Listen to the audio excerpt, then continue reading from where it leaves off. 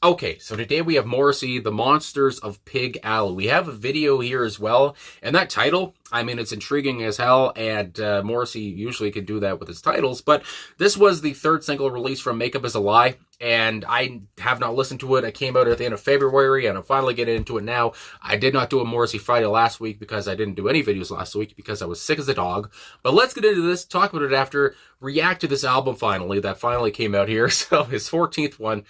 And watch the video. Like I said, here we go. Hopefully it doesn't get blocked.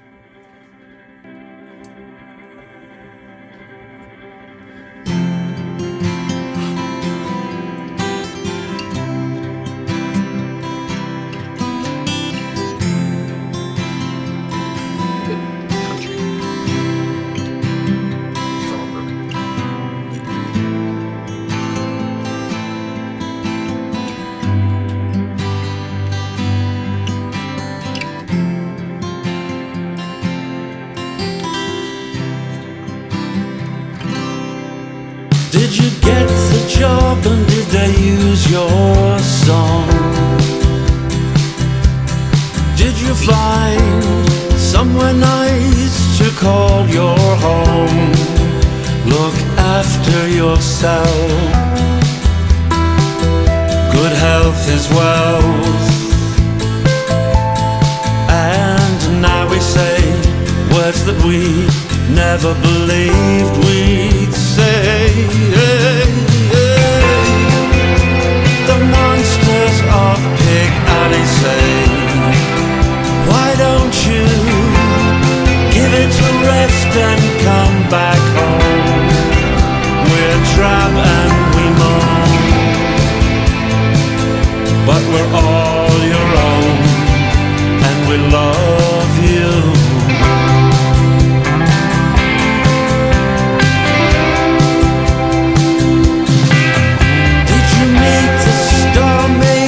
And the leg breakers, and what difference is there between the two? But what would you do if the dream came true? And now we say words that we never believed we'd say. Of Pig Alley say, why don't you pack it in and come back home? We're not sophisticated, we're overweight and dated, but we love you. We love you.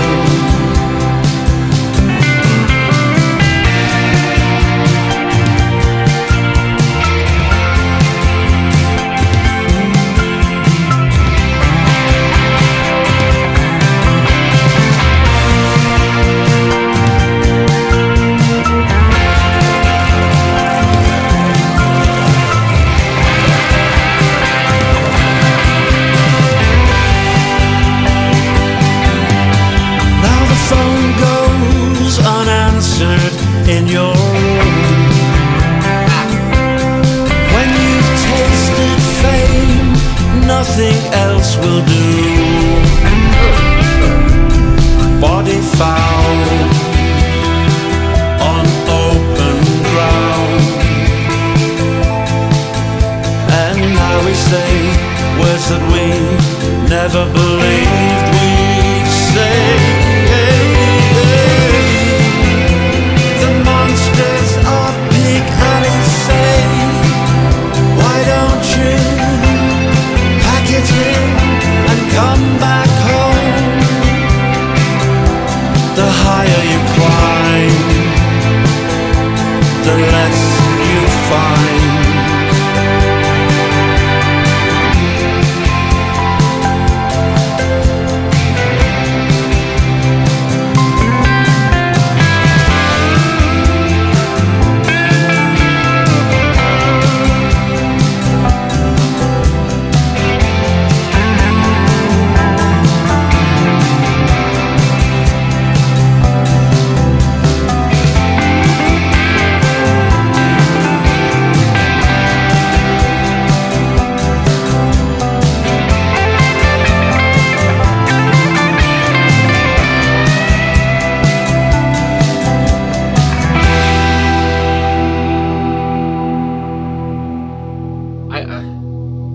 say? Do I have the get-go? All the names there at the end. There was a Morrissey. I didn't know his nephew was in this video. I didn't know if he was the main boy or not. But either way, Morrissey, The Monsters of Pig Alley. I have to say, this is the best song I've heard off of the album, out of the from the 3 songs I've heard now. Not to say I hate any of the other 2 tracks. I mean, Makeup is a Lie. I gotta say, it's a grower, it's a banger. That Makeup is a Lie. I mean, it's still in my head. But anyway, with this track here, there's so much feeling, there's so much hurt. I mean, it leaves a bad taste in your mouth on purpose, and not to say the music doesn't. It's just the story, and I love a story. I mean, I love a story. And I gotta say this. I mean, with the video, and again, hopefully it doesn't get blocked. I mean, I know Morris. This is fucking weird to say, but I know Morrissey knows who I am, so hopefully the video doesn't get blocked. But anyway, it reminded me when the guy came out and the cameras were flashing, he had a cigarette. I thought of guys like River Phoenix. I thought of guys like Jonathan Brandis. These guys that came to my head right away too. I was thinking, you know, I saw some of the lyrics coming into this. I thought maybe this is going to be about a singer, but it seemed like it was a failed actor. And I thought about, again, child actors, and I thought about what they go through. I think of guys like Macaulay Culkin, who had an overbearing father anyway. His father was a dick.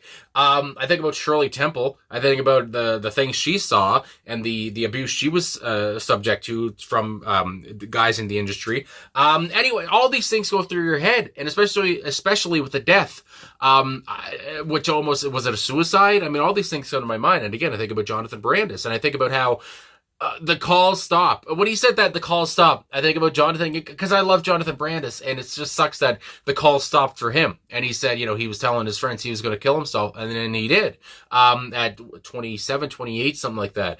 And that's just what came to my head in the song, and it just hits close, you know, close. I don't know anybody, I guess, in the industry that, you know, did any of this, or this is how their life turned out, but it just hits close because you know of these stories, and especially if you're in the acting industry. So I don't know, it really spoke to me, as a fan of guys who, you know, went away so early. And when you think about the Monsters of Pig Alley, and this is what I love about this song here, is that Morrissey has actually talked about it. He's actually had a quote on one of his songs, which is new, I feel like, because he doesn't always do that. But there is a quote here, and I just want to say this. He says it right out right.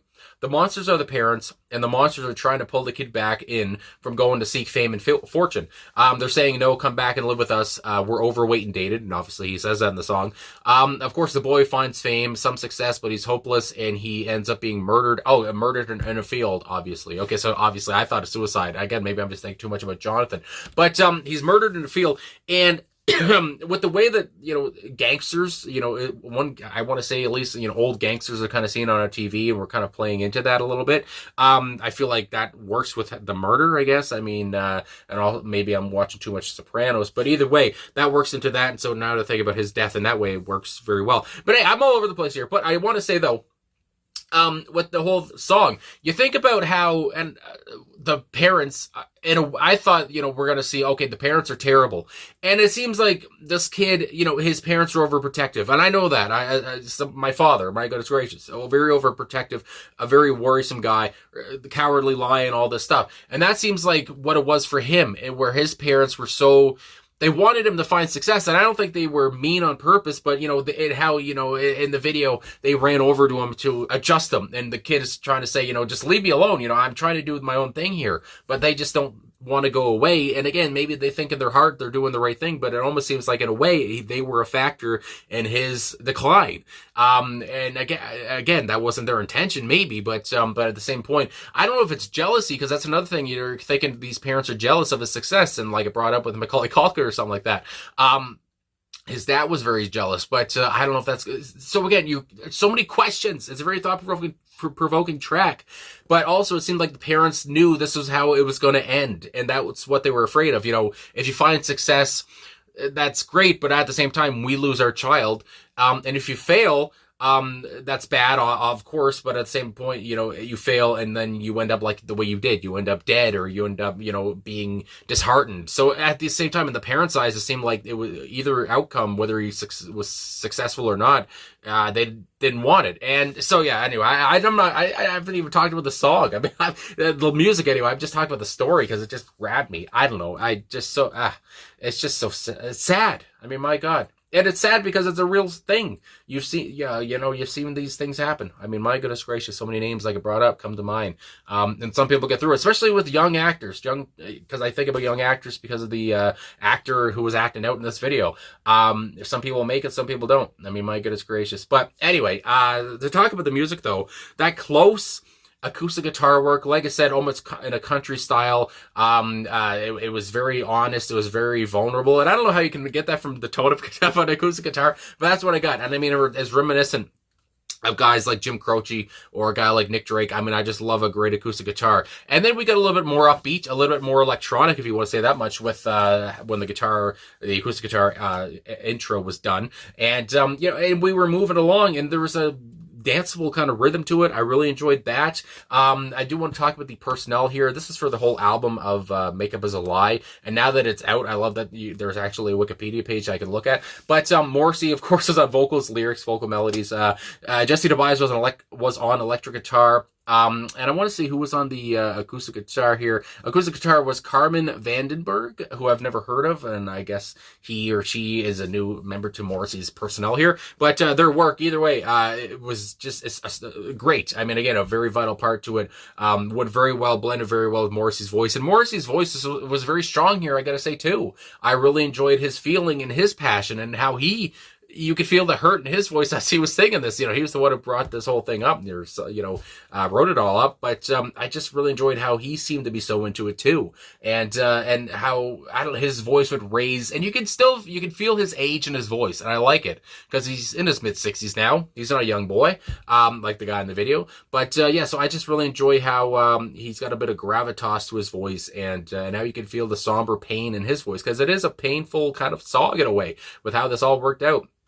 And then moving on as well, it's a bit hard to follow with some of these, the way that this personnel set up here on Wikipedia. Karen Ann is on backing vocals on this track as well. And I want to say on bass here was Juan Gelino, I want to say there, and Brendan Buckley on drums. And but either way, I just have to say they were all very tight. It was a very solid track, and it allowed Morrissey's voice to do the work. I mean, I guess as in a way as he usually does, and allowed you. It was a kind of somber feeling and a kind of somber music, obviously backdrop, because the lyrics were kind of somber, obviously. So it just allowed Morrissey's voice to shine in that way, and to allowed you to hear every word he was saying, because I feel like this story was very important. I think this is the first time this has ever happened, but I was editing this video that you're watching now, and I realized I never went over the lyrics. I just ended the video. I don't know why. I think I was just so taken aback by the video, which is just a mini movie. So it's the next day now. I mean, I'm all clean shaven, just out of the shower, but I want to talk about these lyrics, and then I'll end the video, because I need to touch on these words, because even though I've already gone on about the track, I want to get more in depth here. So, did you get the job, and did they use your song? Did you find somewhere nice to call your home? Look after yourself. Good health is wealth. And now we say the words that we never believed we'd say, yay, yay, and then you go in. But I feel like with those first two lines especially, if I didn't watch the video, I might think this song is about a guy who's trying to be a singer or something like that, or some of the later lyrics do kind of mention movie stuff. But yeah, I might think about that. But again, with the video, it's just it's so obvious. But here, I think about Morrissey perhaps talking about himself, perhaps talking about his own family life when he was starting up. Did they like your song? Did they use it? Whatever. Did you find a nice place to call home? Or again, I think about people going to Hollywood. I think about these actors, these singers, whatever it is, going to these places to try to get signed or whatever, and then again, your family obviously calls you and wants to know what's up, and good health as well. Just giving some good confidence or whatever, telling them how it is, or still being that parent that they have to be. But now they say the words they never thought they'd say. The monsters of Pig Alley say, why don't you give it a rest and come back home? And these lines here, of course, are in quotes, because these are the parents talking. We're drab and we moan, but we're all your own and we love you. And again, I think about how Morrissey's called the parents the monsters, but in this way, I don't find them to be such big monsters. I almost feel like they think their kid is naive. They know their kid is ambitious, but whether they don't believe in him or they know that he's not going to succeed, I don't know what the one could be there. But obviously they want the kid to come back home, and I don't know. I don't feel like it's a jealousy thing or a thing like that, or a bad thing, or I just feel like they miss him, and they don't want him to get hurt, whatever. They think he may be naive to the new world he's going to. Anyway, did you meet the star makers and the leg breakers? Did you meet, the producers? I feel like the people in the industry. And the leg breakers, of course, break a leg is a phrase, but I think about, too, the bad people in the industry, or, the Harvey Weinsteins or something like that. And what difference is there between the two? And we're getting philosophical. What would you do if the dream came true? And now we say the words we never thought we would say, blah, blah, blah. We never believed we'd say. And again, if the dream does come true, it's like I said earlier, the other day now. If he does succeed, the parents lose their child.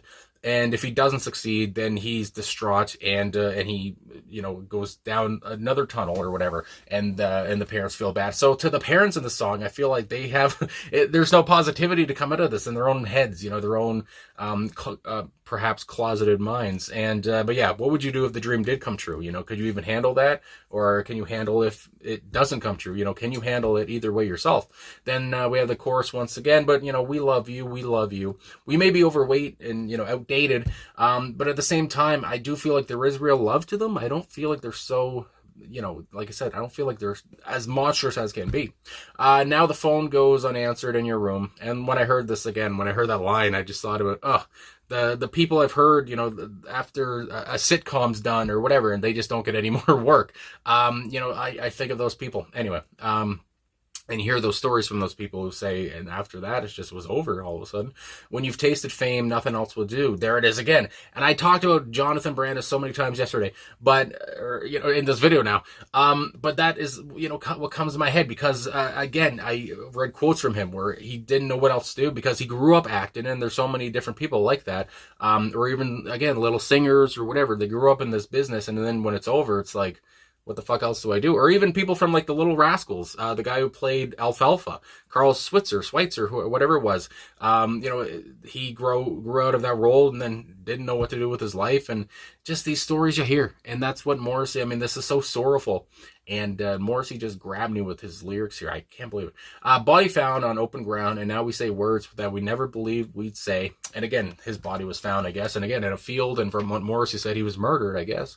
The monsters of Pig Alley say, why don't you, my goodness, pack it in and come back home? The higher you climb, the less you find. And again, maybe these parents always had the wisdom that this kid didn't, and they knew this was going to be how it ended, and it was just a bad story from the get-go. But the kid had ambitions, and he tried to get them, and did not work out, obviously, because he did at the end. My God, I don't think that was his goal. But like I said, I didn't plan on coming back to this today because I thought I did it all last night, but I don't know. I just skipped over to the lyrics part, but there you go there. I already talked so much about the song, so I apologize. I could have just probably left it, but it's always what I like to do, go to the lyrics. So there you go there. One of the best songs I've heard from Morrissey in a long time. And again, like I said, my favorite song off of this album. I just love that drumming, especially from Brendan Buckley. This is one thing I forgot to say yesterday. The machine-like consistent drumming that Buckley was doing here was very good behind Morrissey. And yeah, so I just wanted to mention him there. But thanks for everything. Thanks for watching. Thanks for liking, subscribing, commenting. And now I will end this video.